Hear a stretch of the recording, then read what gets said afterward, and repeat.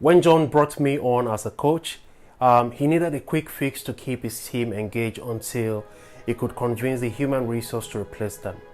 Because over time, his team's performance had significantly declined. And because other teams also relied on his team's output, John faced mounting pressure from all directions. The situation not only affected his team's output, but it also started to take a toll on his mental well-being. Now, John was very convinced that his current team was the root of all his problems, and he was so persistent in his belief that replacing them with a new team would be the solution that would just make it all go away. So during one of our initial sessions, I was curious to know how he had approached behavior change within his team. His response was quite telling. John believed that adults should inherently know what to do without needing guidance. He told me good performance is a benchmark for gaining his attention on any matter. Like, he doesn't care much or less about you until he knows how much you care about your work. And that great results are the only way for him to tell that you truly care about your work. Like, your work affects his success as a leader, and honestly, he said that was all he cared about, his success. John's approach was rooted in a transactional view of leadership. And to be honest, most leaders I have met with a dysfunctional team think this way. You see, this mindset, while seemingly is logical to John, it was fundamentally flawed. It created an environment where only the results mattered and the people behind those results were secondary. I followed up with a question to John, like, so if you expect adults to know what to do without guidance, how do you handle mistake or misunderstanding in your team? Do you see them as opportunity for learning or just failures? It turns out that when team members make mistakes or struggle to meet expectations, John viewed these as their personal failures rather than opportunities for growth. Like he said, if someone doesn't get it right, I feel like they're not putting in enough effort or they aren't competent enough. I don't have time to babysit them. John failed to realize that his team members were human beings with their own challenges. You see, by seeing mistakes as solely failures, he missed a chance to coach and develop his team. I asked John if he considered those mistakes as a sign that his team needs more support and direction, and how might he provide that without feeling like he was babysitting them. John said he believed that thorough training was the ultimate solution to most, if not any, performance issue. That he has trained his team extensively, and that if training doesn't produce results, he doesn't see any other way to improve their performance. The adults should be able to apply what they have learned without needing constant supervision. This mindset created a rigid and a narrow view of leadership.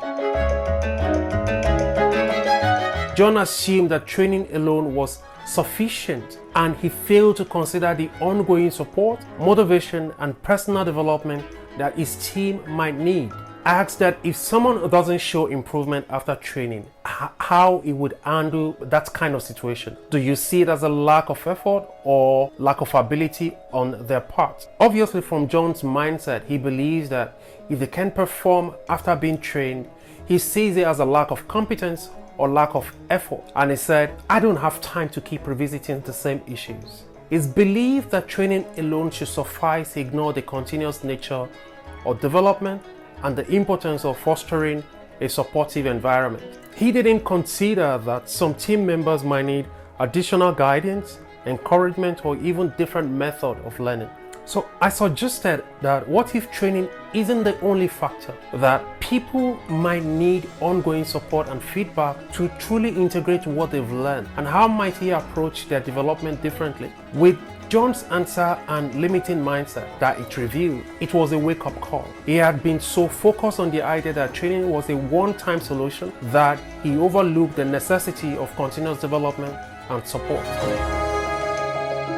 You see, this rigid belief led to frustration and disengagement within John's team as they felt abandoned. From my experience as a coach, I believe that when we have challenges, there could be an indicator of certain limiting belief systems that we have or limiting personality traits that we have. This means that these challenges would present themselves elsewhere in our lives.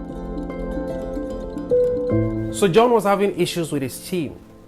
Could it be possible that these challenges mirroring differently in other aspects of his life? So I tried to find out. Establishing a pattern to his belief system and the frustration he presents could help create self-awareness in John to look in the mirror instead of putting all the blame on his team. John's mindset revealed a concerning trait that could have far-reaching consequence, impacting not just his work relationships, but also his personal life. So I decided to explore his relationships more broadly.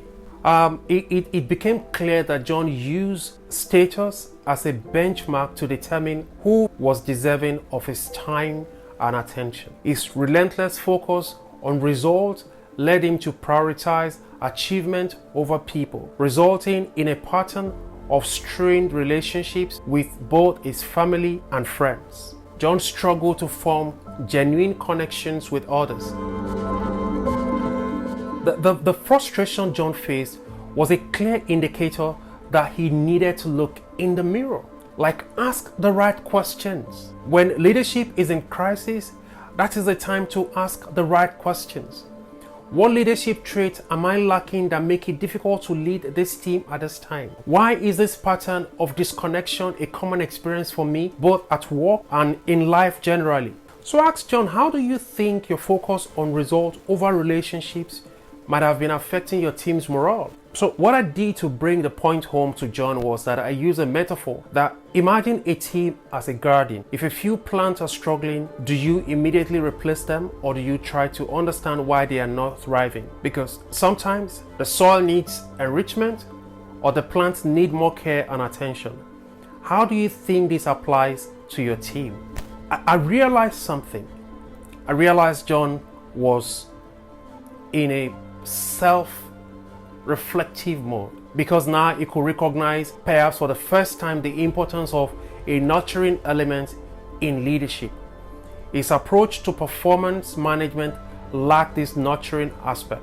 So I also asked John how it would feel if his performance were constantly measured without considering the challenges that he faces or the effort that he put in. How might that affect his motivation and disengagement? Then he opened up to me and said, I guess I'd feel demotivated and unappreciated. I told him, your team members need to feel valued and understood. They need to know that their efforts are recognized and their development is supported. In subsequent sessions, we discussed how John can start a remedial plan in his team using insight from cognitive behavioral processes, a simple process of behavior change I term the 3 A's of human behavior change. If you'd like to gain this insight and learn how John applied them to achieve extraordinary results, subscribe and follow this page. Leave a comment below to let me know your thoughts on the approach we used with John and his leadership mindset. Let's discuss in the comment section. Thank you and see you in the next one.